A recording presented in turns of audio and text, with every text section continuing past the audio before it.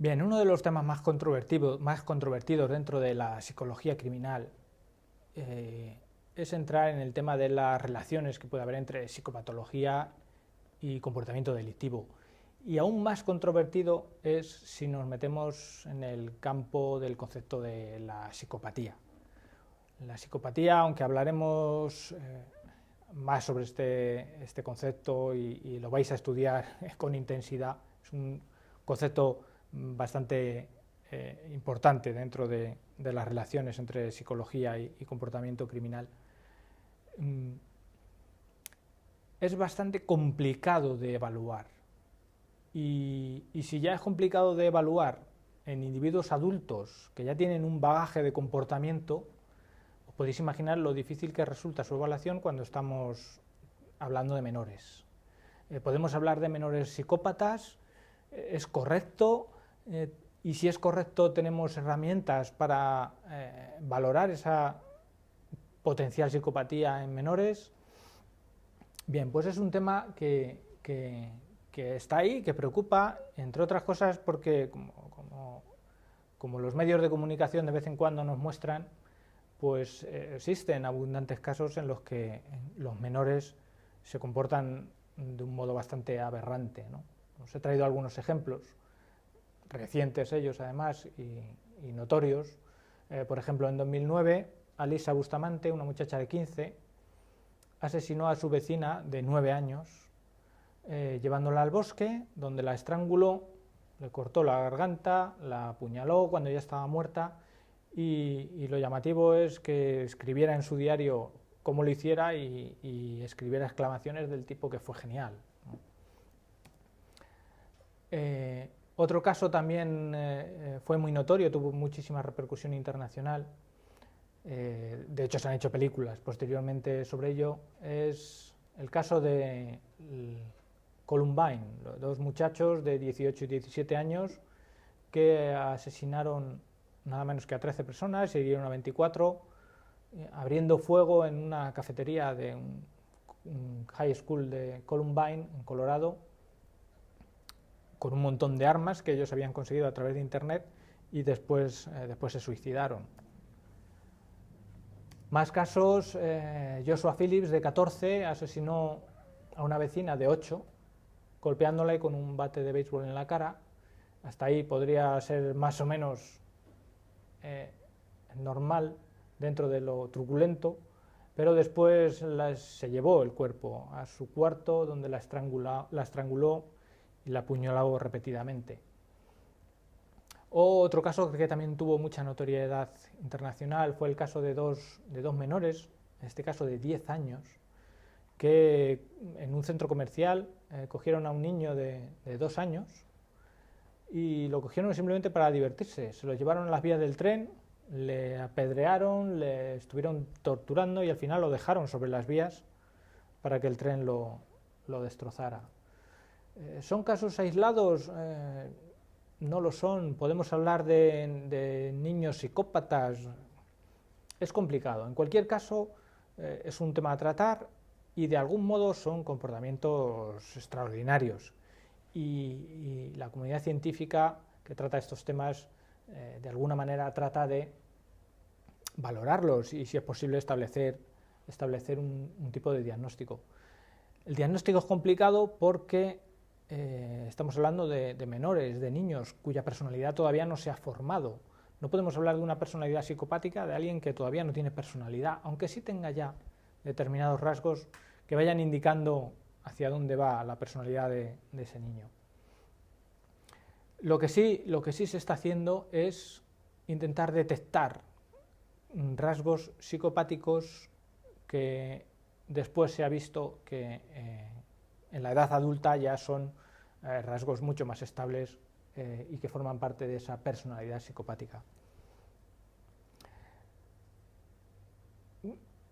¿A partir de qué se observan esos rasgos? Pues sobre todo a partir de sus comportamientos. Y estamos hablando de acciones como robar, golpear, cometer incendios.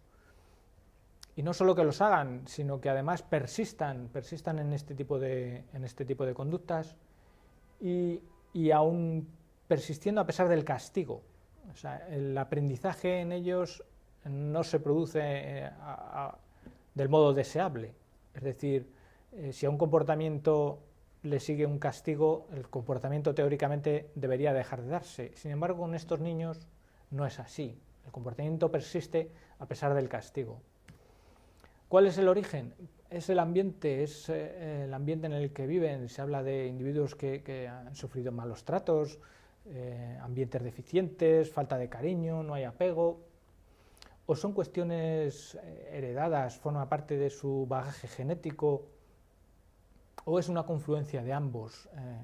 Hoy por hoy se está trabajando porque no está del todo claro, aunque como ya os comenté en otros temas, los modelos integradores son los que tienen mayor aceptación hoy en día.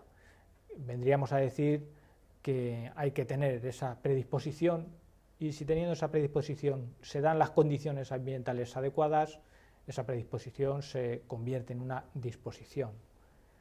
Bueno, en cualquier caso, de algún modo hay que evaluar este tipo de situaciones y se han creado algunas herramientas al efecto. Yo os voy a mostrar, por ejemplo, la escala de evaluación, el Antisocial Process Screening Device de Frick y Hare. Hare, sabéis que es uno de los mayores expertos en psicopatía que existe hoy en día.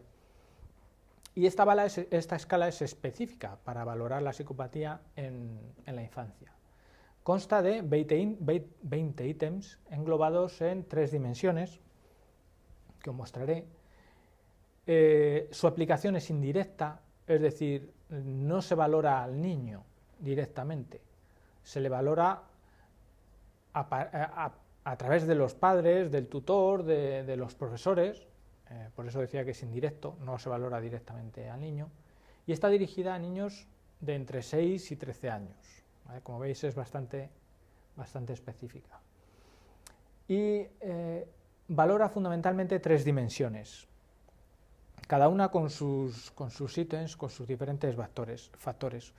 Una primera dimensión sería la de insensibilidad emocional. ¿Y qué es lo que mide este criterio?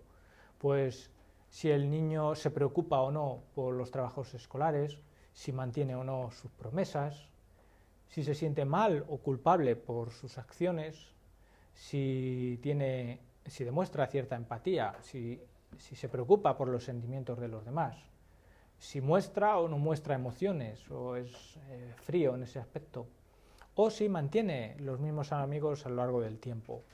Estos ítems conformarían ese primer criterio, esa primera dimensión de insensibilidad emocional. El segundo factor ya sería algo más íntimo del individuo y hablaríamos de narcisismo. Y ya veríamos si tiene o no tiene emociones, que ya lo vimos en el criterio anterior. Aquí valoraríamos si son superficiales o profundas, si fanfarronea excesivamente, o si utiliza a los demás, incluso comete ciertas estafas con ellos, si les provoca, si es encantador pero al mismo tiempo no parece sincero, si es un embaucador, si se enfada cuando le corrigen, si tolera las correcciones, el aprendizaje por parte de los demás, o si piensa que es mejor que nadie. Todos estos ítems conformarían el factor de narcisismo. Y un tercer factor se refiere ya a los comportamientos, y sería el de impulsividad, es decir, si es incapaz de asumir su propia responsabilidad, si culpa a otros de sus errores, si actúa sin pensar, estamos hablando precisamente de impulsividad, si se aburre fácilmente, es incapaz de mantenerse realizando una actividad un mínimo tiempo y enseguida tiene que pasar a otra, si participa en actividades peligrosas, tanto para él como para terceros, o si no entra dentro de sus planes planificar el futuro, solo el aquí y el ahora. Pues estos factores conforman el factor de impulsividad. Como os comenté anteriormente, quienes contestan a estos criterios son los padres, son los profesores, son los tutores, personas que se supone que conocen al niño. Si estamos hablando de niños de 6 a 13 años, estas preguntas difícilmente las contestaría de un modo concreto, conciso y y riguroso, ¿de acuerdo? ¿Hay otras escalas? Sí, por supuesto. Tenéis el PCLR de Hare adaptado a jóvenes, el Youth Version. Hoy por hoy hay muchos campos de aplicación de la psicopatía a menores, y sobre todo con quienes se está trabajando más es con menores infractores. Menores infractores que, por lo menos en cuanto a población española, sabéis que el límite está en 18 años. Hasta esa edad, si cometen infracciones, el Código Penal dice que son menores.